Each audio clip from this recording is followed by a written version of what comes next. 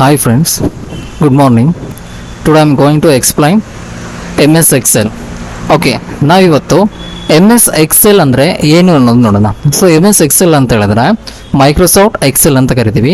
So Microsoft Excel is one of the spreadsheet package. Okay, MS S ಎಕ್ಸೆಲ್ ಅಂತಕ್ಕಂಥದ್ದು ಒಂದು spreadsheet package ಅಂತ ಕರಿತೀವಿ.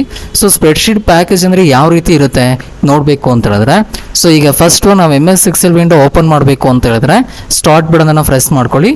ಸ್ಟಾರ್ಟ್ ಬಟನನ್ನು ಪ್ರೆಸ್ ಮಾಡಿಬಿಟ್ಟು ಇದರಲ್ಲಿ ಆಲ್ ಪ್ರೋಗ್ರಾಮ್ಸ್ ಅಂತ ಇರುತ್ತೆ. ಸೊ ಆಲ್ ಪ್ರೋಗ್ರಾಮ್ಸ್ ಅಂತ ಕ್ಲಿಕ್ ಮಾಡ್ಕೊಂಡ್ಬಿಟ್ಟು ಇದ್ರೊಳಗಡೆ ಮೈಕ್ರೋಸಾಫ್ಟ್ ಆಫೀಸ್ ಅಂತ ಇರುತ್ತೆ. ಸೊ ಈ ಮೈಕ್ರೋಸಾಫ್ಟ್ ಆಫೀಸ್ ಅನ್ನೋದ್ರ ಮೇಲ್ಗಡೆ ಜಸ್ಟ್ ಪ್ರೆಸ್ ಮಾಡಿದ ತಕ್ಷಣ ನೀವು ಮೈಕ್ರೋಸಾಫ್ಟ್ ಆಫೀಸ್ ಆಲ್ ಮೆನೂಸ್ ಎಲ್ಲ ಓಪನ್ ಆಗ್ತವೆ. ಇದರಲ್ಲಿ ಮೈಕ್ರೋಸಾಫ್ಟ್ ಆಫೀಸ್ ಎಕ್ಸೆಲ್ 2007 ಅಂತ ಇದೆ. ಸೊ 7 ಅನ್ನೋದ್ರ ಮೇಲ್ಗಡೆ ಜಸ್ಟ್ ಕ್ಲಿಕ್ ಮಾಡಿದ ತಕ್ಷಣ ನಿಮಗೆ ಹಿಂಗೆ M S Excel window open ಆಗುತ್ತೆ. ಓಪನ್ ಆದ ನಂತರನೇ ನೆಕ್ಸ್ಟು ಇನ್ನೊಂದು ಸ್ಟೆಪ್ಪಲ್ಲೂ ಕೂಡ ನಾವು ಓಪನ್ ಮಾಡ್ಬೋದು. ಇನ್ನೊಂದು ಸ್ಟೆಪ್ ಯಾವ ರೀತಿಯಪ್ಪ ಅಂತ ಹೇಳಿದ್ರೆ ಸ್ಟಾರ್ಟ್ ಬಟನ್ನ ಪ್ರೆಸ್ ಮಾಡಿಬಿಟ್ಟು ಸರ್ಚ್ ಫಾರಲ್ಲಿ ಕೂಡ ಟೈಪ್ ಮಾಡ್ಬೋದು ಅಥವಾ ರನ್ ಅಂತ ಟೈಪ್ ಮಾಡ್ಬೋದು. ರನ್ ಅಂತ ಟೈಪ್ ಮಾಡಿಬಿಟ್ಟು ರನ್ ಒಳಗಡೆ ಕ್ಲಿಕ್ ಮಾಡಿಕೊಂಡು ಇಲ್ಲಿ ಎಕ್ಸೆಲ್ ಅಂತ ಟೈಪ್ ಮಾಡಿ ಓಕೆ ಅಂತ ಪ್ರೆಸ್ ಮಾಡಿದ ತಕ್ಷಣ ಎಕ್ಸೆಲ್ ವಿಂಡೋ ಓಪನ್ ಆಗುತ್ತೆ. ಓಕೆ, ಇದಾದ ನಂತರ ನಮಗೆ ಇವಾಗ ಕಾಣಿಸ್ತಿರ್ತಕ್ಕಂಥ ಇಲ್ಲಿ ಶೀಟ್ ಕಾಣಿಸ್ತಿದೆಯಲ್ವಾ, ಸೊ ಇದನ್ನೇ ನಾವು ಕರೆಯೋದೇನಂತ ಸ್ಪ್ರೆಡ್ ಶೀಟ್ ಅಂತ ಕರಿತೀವಿ. ಸೊ ಎಮ್ ಎಸ್ ಎಕ್ಸೆಲ್ ಅಂತಕ್ಕಂಥದ್ದು ಯಾವುದು ಒಂದು ಸ್ಪ್ರೆಡ್ಶೀಟ್ ಪ್ಯಾಕೇಜ್ ಅಂತ ಕರಿತೀವಿ. ಈಗ ನಾವು ಎಮ್ ಎಸ್ ವರ್ಡಲ್ಲಿ ಏನು ಮಾಡ್ತೀವಿ ಅಂದರೆ ಡಾಕ್ಯುಮೆಂಟ್ಸ್ಗಳನ್ನು ಕ್ರಿಯೇಟ್ ಮಾಡೋಕೆ ಹೇಳ್ತೀವಿ. ಎಮ್ ಎಸ್ ವರ್ಡ್ ಅಂದರೆ ಡಾಕ್ಯುಮೆಂಟೇಷನ್ ಏರಿಯಾ ಅಂತ ಕರಿತೀವಿ. ಅದೇ ಥರನೇ ಎಮ್ ಎಸ್ ಎಕ್ಸೆಲ್ ಅಂತಕ್ಕಂಥದ್ದು ಒಂದು ಸ್ಪ್ರೆಡ್ಶೀಟ್ ಪ್ಯಾಕೇಜ್ ಅಂತ ಕರಿತೀವಿ.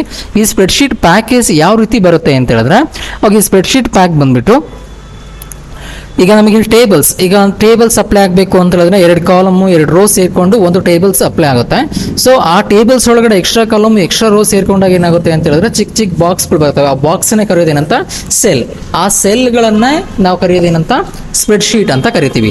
ಓಕೆ, ಈಗ ಸ್ಪ್ರೆಡ್ಶೀಟ್ ಒಳಗಡೆ ನಮಗೆ ಈಗ ಎಮ್ ಎಸ್ ಸ್ಪ್ರೆಡ್ಶೀಟ್ ಅಂದರೆ ಗೊತ್ತಾಯ್ತಲ್ವಾ. ಈ ಸ್ಪ್ರೆಡ್ಶೀಟಲ್ಲಿ ಎಮ್ ಎಸ್ ಎಕ್ಸೆಲಲ್ಲಿ ನಾವು ಏನೇನೆಲ್ಲ ವರ್ಕ್ ಮಾಡ್ಬೋದು, ಸೊ ಏನೇನೆಲ್ಲ ವರ್ಕ್ ಮಾಡ್ಬೋದು ನಾವು ಅಂತ ಹೇಳಿದ್ರೆ, ಸೊ ಮೈಕ್ರೋಸಾಫ್ಟ್ ಎಕ್ಸೆಲಲ್ಲಿ ನಾವು ಕ್ಯಾಲ್ಕುಲೇಷನ್ ಮಾಡ್ಬೋದು, ಡಾಟಾ ಎಂಟ್ರಿ ಮಾಡ್ಬೋದು, ಮತ್ತು ಅಕೌಂಟಿಂಗ್ ಬಗ್ಗೆ ಕ್ರಿಯೇಟ್ ಮಾಡ್ಬೋದು, ಮತ್ತು ಟೈಮ್ ಮ್ಯಾನೇಜ್ಮೆಂಟನ್ನು ಎಡಿಟ್ ಮಾಡ್ಕೋಬೋದು. ನೆಕ್ಸ್ಟು ಬೇರೆ ಬೇರೆ ಕ್ಯಾಲ್ಕುಲೇಷನ್ ಕೂಡ ಮಾಡ್ಕೋಬೋದು. ಬೇರೆ ಬೇರೆ ಕ್ಯಾಲ್ಕುಲೇಷನ್ ಅಂತ ಹೇಳಿದ್ರೆ ಎಂಪ್ಲಾಯ್ ಸ್ಯಾಲರಿ ಶೀಟ್, ಮತ್ತು net bill application, simple interest, student marks card, hospital bill, attendance register.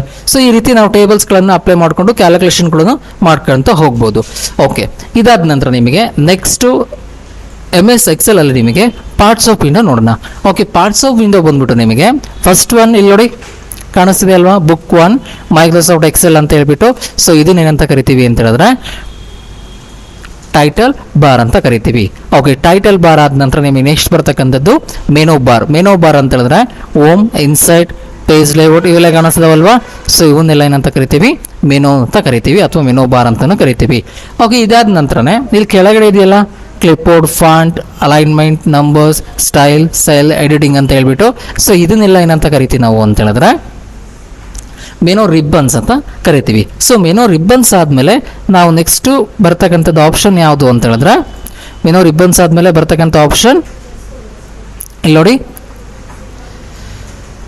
So ಇದನ್ನು ಫಾರ್ಮುಲಾ ಬಾರ್ ಅಂತ ಕರಿತೀವಿ. ಇಲ್ಲಿ ವೈಟ್ ಕಲರ್ ಕಾಣಿಸ್ತಿದೆಯಲ್ವಾ, ಸೊ ಇದನ್ನೇ ಕರೆಯೋದೇನಂತ ನಾವು ಫಾರ್ಮುಲಾ ಬಾರ್ ಅಂತ ಕರಿತೀವಿ. ಓಕೆ, ಫಾರ್ಮುಲಾ ಬಾರ್ ಆದಮೇಲೆ ನಮಗೆ ನೆಕ್ಸ್ಟ್ ಇಲ್ಲಿ ನೋಡಿ ಇಲ್ಲಿ ಕಾಣಿಸ್ತಿದೆಯಲ್ವಾ, ಸೊ ಇದನ್ನು ಟೆಕ್ಸ್ಟ್ ಬಾಕ್ಸ್ ಅಂತ ಕರಿತೀವಿ. ಅಂದರೆ ನಾವು ಯಾವ ಸೆಲ್ಲಲ್ಲಿ ಕಸರ್ ಪಾಯಿಂಟ್ ಕ್ಲಿಕ್ ಮಾಡಿರ್ತೀವೋ ಆ ಸೆಲ್ಲಿನ ಆಪ್ಷನ್ಸ್ ಇಲ್ಲಿ ನಮಗೆ ತೋರಿಸ್ತಾ ಹೋಗುತ್ತೆ. ಇದನ್ನು ಏನಂತ ಕರಿತೀವಿ, ಟೆಕ್ಸ್ಟ್ ಬಾಕ್ಸ್ ಅಂತ, name box or text box ಅಂತ ಕರಿತೀವಿ. ಓಕೆ, ನೆಕ್ಸ್ಟ್ ಇದಾದ ನಂತರನೇ ಓಕೆ ಇಲ್ಲಿ ಕಾಣಿಸ್ತಿದೆಯಲ್ವಾ ನಿಮಗೆ, ಇದರಲ್ಲಿ ಕಾಲಮ್ಸ್ ರೋ ಗೊತ್ತಾಗುತ್ತೆ. ABCD ಅಂತ ಕಾಣಿಸ್ತಿದೆವಲ್ವಾ, ಸೊ ಇವನ್ನೆಲ್ಲ ಏನಂತ ಕರಿತೀವಿ ನಾವು ಕಾಲಮ್ಸ್ ಅಂತ ಕರಿತಾ ಹೋಗ್ತೀವಿ. ನೆಕ್ಸ್ಟ್ ಈ ಕಡೆ ಹಿಂಗೆ ಬರೋದನ್ನ ಏನಂತ ಕರಿತೀವಿ ಅಂದರೆ ಇವನ್ನ ಸೆಲ್ ಅಂತ ಕರಿತಾ ಹೋಗ್ತೀವಿ. ಓಕೆ, ಇವೆಲ್ಲ ಹಿಂಗೆ ಬರ್ತಕ್ಕಂಥವೆಲ್ಲ ರೋ ಅಂತ ಕರಿತೀವಿ. ರೋ ಆದಮೇಲೆ ನಿಮಗೆ ಬರ್ತಕ್ಕಂಥದ್ದು ನೆಕ್ಸ್ಟು ಕಾಲಮ್. ಈ ಥರ ಬರ್ತಾವಲ್ಲ, ಈ ಥರ ಬರ್ತಕ್ಕಂಥವನ್ನ ಕಾಲಮ್ಸ್ ಅಂತ ಕರಿತೀವಿ. ಈ ಥರ ಬರೋದನ್ನೆಲ್ಲ ರೋ ಅಂತ ಕರಿತೀವಿ. ಕಾಲಮ್ಸ್ ರೋ ಸೇರಿಕೊಂಡು ನಮಗೆ ಏನಾಗುತ್ತೆ, ಒಂದು ಸ್ಪ್ರೆಡ್ಶೀಟ್ ಅಂತ ಅಲೈನ್ಮೆಂಟ್ ಆಗುತ್ತೆ. ಓಕೆ, ಈ ಸ್ಪ್ರೆಡ್ಶೀಟಲ್ಲಿ ನಾವೇನೇನೆಲ್ಲ ವರ್ಕ್ ಮಾಡ್ಬೋದು ಅಂದರೆ ಸ್ಪ್ರೆಡ್ಶೀಟ್ ಆದಮೇಲೆ ನಿಮಗೆ ನೆಕ್ಸ್ಟ್ ಬರ್ತಕ್ಕಂಥ ಆಪ್ಷನ್ಸ್ ಅಂತ ಹೇಳಿದ್ರೆ ಇಲ್ಲಿ ನೋಡಿ, ಇದು ಸ್ಪ್ರೆಡ್ಶೀಟ್ ಆದಮೇಲೆ ನೆಕ್ಸ್ಟ್ ಬರ್ತಕ್ಕಂಥ ಆಪ್ಷನ್ನು. ಓಕೆ, ಸೊ ಸ್ಪ್ರೆಡ್ಶೀಟ್ ಆದಮೇಲೆ ಇಲ್ಲಿ ನೋಡಿ ಶೀಟ್ ಅಂತ ಕಾಣಿಸ್ತಿದೆ. So sheet 1, sheet 2, sheet 3. So ಇವೆಲ್ಲ ಏನು ಅಂತ ಹೇಳಿದ್ರೆ ನಮಗೆ ಎಮ್ ಎಸ್ ವರ್ಡಲ್ಲಿ ನಾವು ಪೇಜಸ್ಗಳನ್ನು ಯಾವ ರೀತಿ ನಾವು ಅಪ್ಲೈ ಮಾಡ್ತೀವೋ ಅದೇ ರೀತಿಯೇ ಇಲ್ಲೂ ಅಷ್ಟೇ ನಮಗೆ ಶೀಟ್ ವೈಸಲ್ಲಿ ಬರ್ತಾ ಹೋಗ್ತವೆ. ಎಮ್ ಎಸ್ ಎಕ್ಸೆಲ್ ವಿಂಡೋ ನಾವು ಓಪನ್ ಮಾಡಿದ ತಕ್ಷಣ ನಮಗೆ ಡಿಫಾಲ್ಟ್ ಆಗಿ ನಮಗೆ ಅಪ್ಲೈ ಆಗ್ತಕ್ಕಂಥದ್ದು 3 ಶೀಟ್ಸ್. Sheet 1, sheet 2, sheet 3. ನಮಗೆ ಎಕ್ಸ್ಟ್ರಾ ಶೀಟ್ ಬೇಕು ಅಂತ ಹೇಳಿದ್ರೆ ಇಲ್ಲಿ ಕಾಣಿಸ್ತಿದೆ ನೋಡಿ, ಇದಕ್ಕೆ ಶಾರ್ಟ್ಕಟ್ ಕೀ ಬಂದುಬಿಟ್ಟು ವರ್ಕ್ ಶೀಟ್ ಎಕ್ಸ್ಟ್ರಾ ಬೇಕು ಅಂತ ಹೇಳಿದ್ರೆ ಶಿಫ್ಟ್ F11 ಪ್ರೆಸ್ ಮಾಡಿದ್ರೆ ಅಪ್ಲೈ ಆಗ್ತಾ ಹೋಗುತ್ತೆ. ಶಿಫ್ಟ್ F11 ಪ್ರೆಸ್ ಮಾಡಿದ್ರೆ ಇಲ್ಲಿ ನೋಡಿ 5, 4, 3 ಹಿಂಗೆ ಬರ್ತಾ ಹೋಗುತ್ತೆ. ಸೊ ಇಲ್ಲ ಬೇಡ ನನಗೆ ಅಂತ ಹೇಳಿದ್ರೆ ರೈಟ್ ಬಟನ್ನ ಪ್ರೆಸ್ ಮಾಡಿಕೊಂಡು ಇಲ್ಲಿ ರಿಮೂವ್ ಅಂತ ಡಿಲೀಟ್ ಅಂತ ಇರುತ್ತೆ, ಡಿಲೀಟ್ ಅಂತ ಪ್ರೆಸ್ ಮಾಡ್ಕೊಂಡ್ರೆ ಡಿಲೀಟ್ ಆಗ್ತಾ ಹೋಗುತ್ತೆ.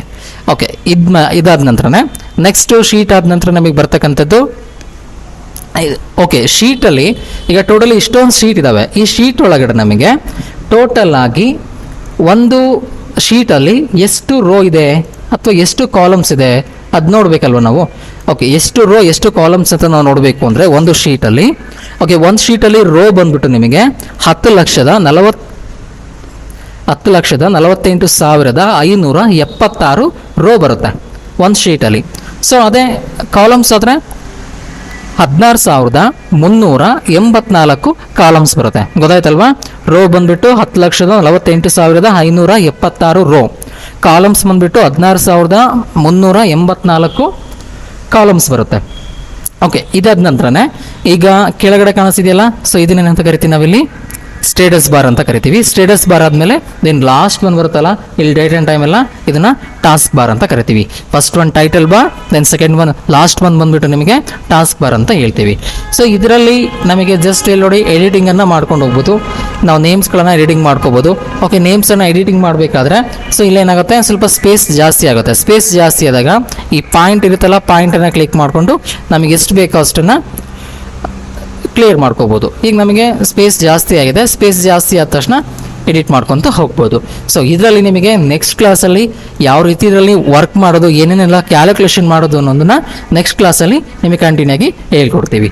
Okay, thank you friends. ನಿಮಗೆ ಈ ವಿಡಿಯೋ ಇಷ್ಟ ಆಗಿದ್ದರೆ ಪ್ಲೀಸ್ ಲೈಕ್ ಮಾಡಿ, ಸಬ್ಸ್ಕ್ರೈಬ್ ಮಾಡಿ ಆ್ಯಂಡ್ ಶೇರ್ ಮಾಡಿ.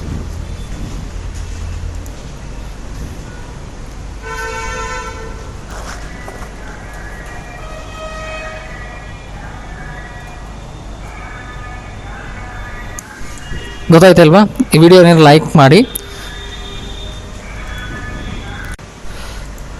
ಮಾಡಿಬಿಟ್ಟು ಸಬ್ಸ್ಕ್ರೈಬ್ ಮಾಡಿ ಆ್ಯಂಡ್ ಶೇರ್ ಮಾಡ್ಕೊತ ಬನ್ನಿ. Okay friends, thank you.